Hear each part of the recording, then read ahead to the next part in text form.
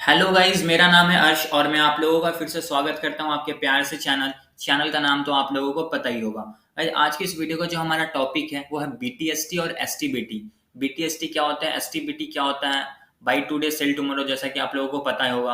आज की इस वीडियो में हम लोग इसके बारे में पूरे डिटेल में समझेंगे और हम लोगों को करना चाहिए, नहीं करना चाहिए, कब करना चाहिए, क्या क्या एडवांटेजेस है, क्या क्या डिसएडवांटेजेस है, कौन कौन सी स्ट्रेटेजी है बीटीएसटी करने की और स्टॉक में बीटीएसटी कैसे करें, सब के बारे में आज इस पूरी वीडियो में हम लोग डिटेल में जानेंगे। तो वीडियो को लास्ट तक जरूर देखिएगा और आपका कोई भी पॉइंट मिस ना हो। अगर आपका एक भी पॉइंट मिस होता है तो आपको समझने में दिक्कत हो सकती है, इसलिए पूरा वीडियो जरूर देखिएगा। तो चैनल पर नया है तो चैनल को सब्सक्राइब करिएगा, वीडियो पसंद आएगा तो वीडियो को लाइक करिएगा। तो आइए बिना वक्त में वीडियो को स्टार्ट करते हैं। तो सबसे पहले समझते हैं कि बीटीएसटी और एसटीबीटी क्या होता है। बीटीएसटी का मतलब होता है बाय टुडे सेल टुमारो, मतलब आज खरीदो और कल बेचो। मान लीजिए अभी आप जैसा कि मार्केट देख सकते हैं बहुत ज्यादा ही वॉलेटाइल है, कभी 500 पॉइंट गैप अप खुल जाता है इंडेक्स। कोई स्टॉक की बात करें तो वो 2% अप खुल जाता है, 2% डाउन खुल जाता है। तो हम लोग इसका फायदा नहीं उठा पाते हैं। अगर हम लोग बीटीएसटी ट्रेडिंग करते हैं तो हम लोग उस 2% का फायदा उठा सकते हैं। मान लीजिए आज मार्केट बंद होने से पहले 3 बजे, 3:30 बजे मार्केट क्लोज हो जाता था, उससे पहले अगर हम लोग किसी भी स्टॉक में अपना by two day cell tomorrow order लगाते हैं तो अगर आप आज लगा दिए तो कल अगर वो 2% ऊपर की तरफ खुलता है तो आपको 2% का फायदा होगा। तो आपको ये चीज समझना है कि हम लोगों को किस स्टॉक में बीटीएसटी करना चाहिए, या इंडेक्स में अगर कर रहे हैं तो इंडेक्स में कैसे करना चाहिए, इसके पीछे क्या क्या लॉजिक होता है अभी हम लोग पूरी डिटेल में समझेंगे आगे। तो वीडियो में लास्ट तक जरूर बने रहिएगा। और एसटीबीटी क्या होता है, एसटीबीटी का मतलब होता है sell today buy tomorrow. BTST का ठीक अपोजिट, आज बेचो कल खरीद लो। सबसे पहले समझते हैं कि इसके क्या क्या एडवांटेजेज हैं। जैसे कि आप यहाँ पे देख सकते हैं अभी मार्केट बहुत ज़्यादा ही वॉलेटाइल है और बहुत ज़्यादा ही ऊपर नीचे हो रहा है, कभी गैप अप खुल जा रहा है बहुत ज़्यादा पॉइंट, कभी डाउन खुल जा रहा है। तो इसका हम लोग फ़ायदा नहीं उठा पाते हैं। तो अगर आप बीटीएसटी कर रहे हैं तो आप उसका फ़ायदा उठा सकते हैं। अगर आपको मान लीजिए इंट्राडे में लॉस हो रहा है, ठीक है, मान लीजिए आप किसी कोई भी ऑर्डर लिए और आप उसका स्टॉप लॉस नहीं लगाएं, तो आपको अगर मान लीजिए लॉस चल रहा है और आपको अगर ऐसा लग रहा है कि इस स्टॉक का प्राइस कल ऊपर जा सकता है, तो आप उसको बीटीएसटी में ले सकते हैं ताकि आप उसको कैरी फॉरवर्ड कर सकते हैं और आपको एक दिन का और एक्स्ट्रा टाइम मिल जाएगा उसको इम्प्रूव करने का। मान लीजिए आज आप कोई स्टॉक 100 रुपीज पे खरीदे हो, उसकी प्राइस अभी चल रही है 80 रुपीज और 80 रुपीज उस पे 80 रुपीज पे वो क्लोज हो गई है और आपको लगता है कि 100 रुपीज से कल 150 तक जा सकती है या 120 तक जा सकती है, तो आप उसको होल्ड करके कैरी फॉरवर्ड कर लोगे, बीटीएसटी में रख दोगे। और वो अगर कल अगर मार्केट 2% ऊपर खुलता है या 2% बोले 3% बोले, अगर उसका प्राइस 20 रुपया ऊपर जाता है तो आपको उसमें फायदा हो सकता है। तो आपको 1 या 2 दिन एक्स्ट्रा मिल जाता है बीटीएसटी में। ये इसके एडवांटेजेस है। अब हम लोग बात करते हैं डिसएडवांटेजेस ऑफ बीटीएसटी, इसके क्या क्या डिसएडवांटेजेस है। तो बहुत सारे जो स्टॉक ब्रोकर है इसमें मार्जिन प्रोवाइड नहीं करते हैं। अगर आप किसी भी स्टॉक में बीटीएसटी करते हैं तो आपको पूरा पेमेंट करना पड़ेगा, इसमें मार्जिन आपको नहीं मिलेगा। और इसमें एक बहुत ही इंपॉर्टेंट पॉइंट जो है, ये इसमें ओवरनाइट का रिस्क होता है। अगर मान लीजिए आप किसी स्टॉक का प्राइस आप होल्ड कर लिए हैं, ठीक है, और अगर उस स्टॉक का या कोई भी सेक्टर का आप लिए हैं, अगर उसमें कोई निगेटिव न्यूज आ जाता है तो हो सकता है कि वो सेक्टर कल निगेटिव खुले तो आपको उसमें लॉस हो सकता है। तो इसमें ओवरनाइट रिस्क हो सकता है कोई, क्योंकि कोई भी पॉजिटिव और निगेटिव न्यूज आ सकता है। तो ये थी इसकी डिसएडवांटेजेस। आई होप आपको एडवांटेजेस और डिसएडवांटेजेस समझ में आ गया होगा बीटीएसटी का। अब हम लोग बात करते हैं कि आखिर क्या क्या स्ट्रेटेजी है, जो हमारा वीडियो का मेन टॉपिक है। बीटीएसटी करने से पहले हम लोगों को क्या क्या चीज पे ध्यान रखना चाहिए, क्या क्या चीज को देखना चाहिए, कौन कौन से स्ट्रेटेजी है। तो सबसे पहला स्ट्रेटेजी जो है वो price action based strategy. Price action के बेस्ड पे हम लोग बीटीएसटी कर सकते हैं। प्राइस एक्शन में भी दो तरीके का होता है, pull back reversal from support zone. अगर मार्केट या कोई भी स्टॉक का प्राइस अगर सपोर्ट जोन पे है तो वहां से अगर पुल बैक रिवर्सल मिल रहा है, कैसे मिलेगा वो भी आगे आपको डिटेल में समझाऊंगा, तो आप वहां पे बीटीएसटी कर सकते हैं। या फिर ट्रेंड रिवर्सल हुआ तो भी कर सकते हैं। दूसरा होता है ब्रेकआउट स्ट्रेटेजी। ब्रेकआउट मतलब या तो फिर रेजिस्टेंस का ऊपर की तरफ ब्रेकआउट हो या फिर सपोर्ट का नीचे की तरफ ब्रेक डाउन हो। सबसे पहले समझते हैं पुल बैक और ट्रेंड रिवर्सल क्या होता है। देखिए, पुल बैक को समझने के लिए मैं आपको पहले एक चार्ट दिखाता हूँ। जैसा कि आप यहाँ पे देख सकते हैं मार्केट जो है ऊपर की तरफ गया, ये इसका एक इम्पल्स था, ये इसका करेक्शन था, ठीक। अब यहाँ से ये पुल बैक होगा। अब इसके पीछे क्या लॉजिक होता है वो मैं यहाँ पे लिखा हूँ, ठीक है, आप उसको ध्यान से पढ़िएगा। इसलिए लिखा previous day red candle should be small. तो आप यहाँ पे देखिए जो पहला कैंडल है ये रेड कैंडल है और छोटा है, ठीक है। उसके बाद क्या है, price at clear support level. Price जो होना चाहिए एक सपोर्ट लेवल पे होना चाहिए। बीटीएसटी करने से पहले हम लोगों को क्या क्या चीज का ध्यान रखना है, इस बात को आप ध्यान से समझिएगा। सबसे पहला क्या होना चाहिए कि प्राइस सपोर्ट पे होना चाहिए, दूसरा एक रेड कैंडल होना चाहिए छोटा सा। उसके बाद क्या बोलता है, नेक्स्ट ग्रीन कैंडल, मतलब आज के दिन का जो ग्रीन कैंडल है, current trading day, price close above the red candle, मतलब पहले वाले रेड कैंडल से ऊपर क्लोज होना चाहिए। जैसा कि आप देख सकते हैं ये कैंडल से ऊपर ये क्लोज हुआ, ये इसका हाई था, इसके ऊपर ये क्लोजिंग दिया। उसके बाद क्या बोलता है, increase in volume with candles. अगर मान लीजिए इसका वॉल्यूम कम है तो आज जो कैंडल बना है इसका वॉल्यूम पहले वाले कैंडल से ज्यादा होना चाहिए। तो आप यहाँ पे देख सकते हैं इसका क्या वॉल्यूम भी जाता है। तो अब हम लोग समझ सकते हैं कि अब हम लोग अगर ये कैंडल आज क्लोज होने वाला है, अभी यहाँ पे कितना, आप लोगों को मैं आखिरी बताऊंगा कि कितना बजे बीटीएसटी करना चाहिए, ठीक है, 3 बजे के बाद ही करना चाहिए। आप 3:15 3:20 तक कर सकते हैं।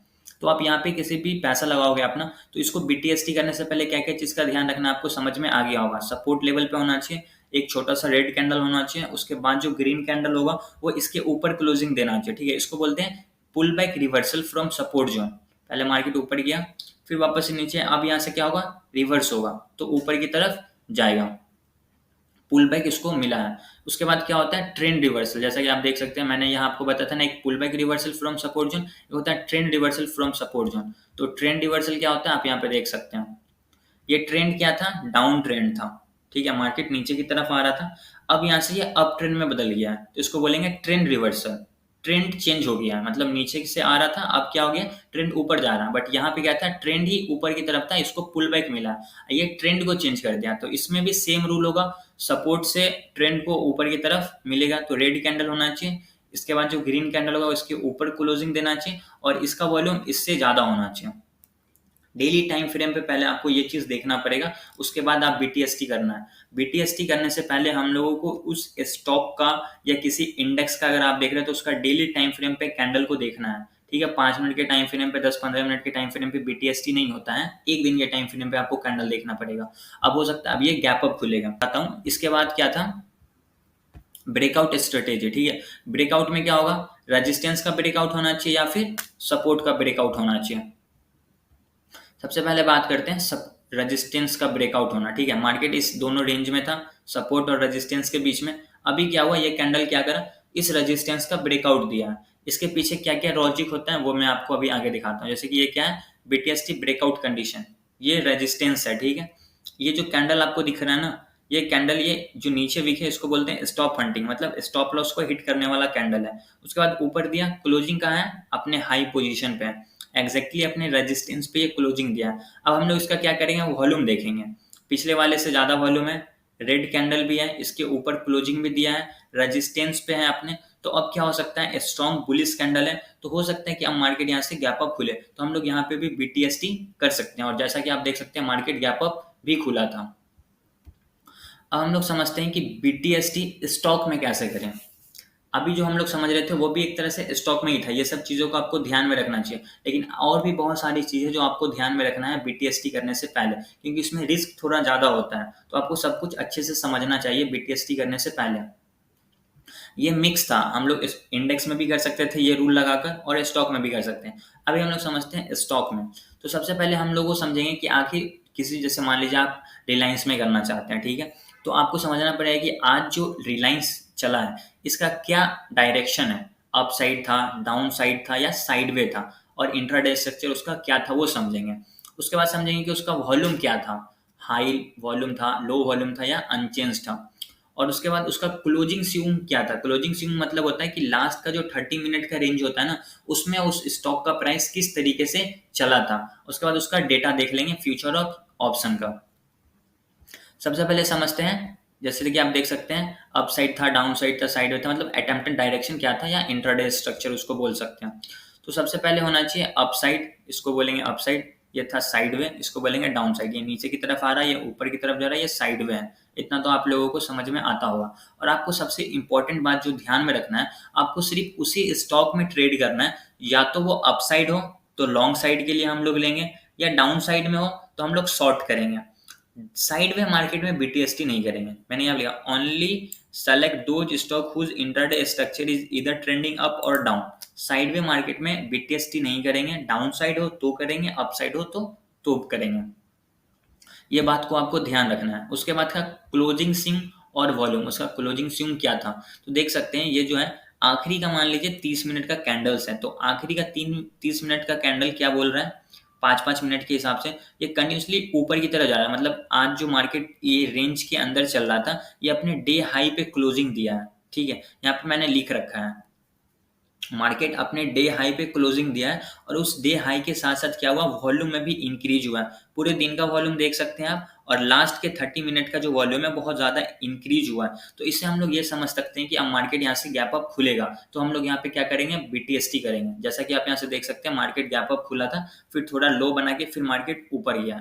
इसको बोलते हैं क्लोजिंग स्विंग एंड वॉल्यूम। जो जिस बातों का आपको ध्यान रखना है, लास्ट के 30 मिनट का रेंज और उसके साथ साथ उसका वॉल्यूम, अगर दोनों ऊपर की तरफ है तो हम लोग क्या करेंगे, लॉन्ग के लिए बीटीएसटी करेंगे। और अगर इसके अपोजिट नीचे की तरफ आ रहा है और वॉल्यूम भी बहुत ज्यादा नीचे की तरफ है, तो हम लोग वहां पे क्या करेंगे, शॉर्ट करेंगे।